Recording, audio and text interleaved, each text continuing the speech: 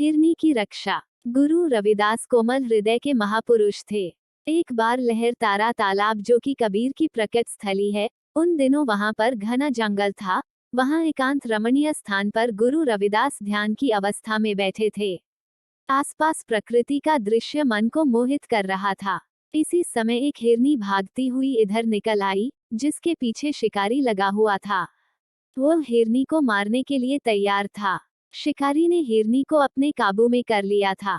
हिरनी ने सोचा कि अब उसका जीवन मुश्किल में पड़ गया है और शिकारी उसे मार डालेगा। उसने सोचा कि अब वह अपने बच्चों से नहीं मिल सकती, दूध पिलाना तो बहुत दूर की बात है।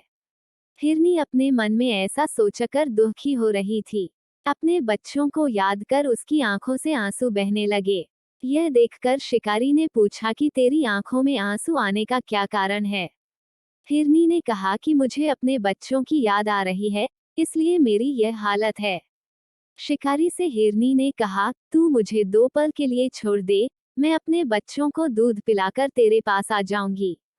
शिकारी ने उत्तर दिया कि यदि कोई तुम्हारी जमानत देगा तो मैं तुम्हें छोड़ सकता हूँ।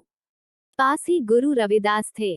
उन्होंने शिकारी से कहा कि मैं इसकी जमानत देता हूँ और तेरे पास तब तक रहूंगा जब तक हिरनी वापस नहीं आ जाती। शिकारी ने 2 घड़ी के लिए हिरनी को छोड़ दिया। हिरनी तेजी से भागती हुई अपने बच्चों के पास पहुंची।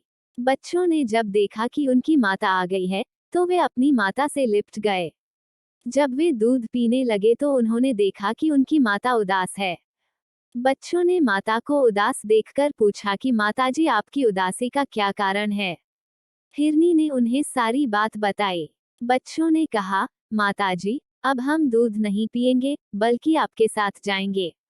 आपसे पहले हम अपनी जान दे देंगे, हमारे बाद ही आपकी बारी आएगी। हिरनी कुछ देर बाद अपने बच्चों के साथ जहां शिकारी और गुरुजी बैठे थे, वहां पहुंच गई।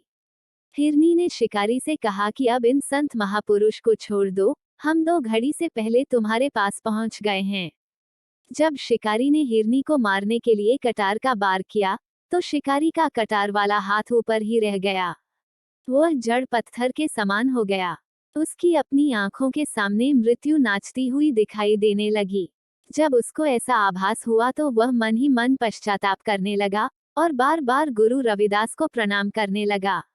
उसने उनसे क्षमा मांगी। गुरु रविदास ने उसे भविष्य में शिकार करने से मना किया और उसे अपना शिष्य बना लिया।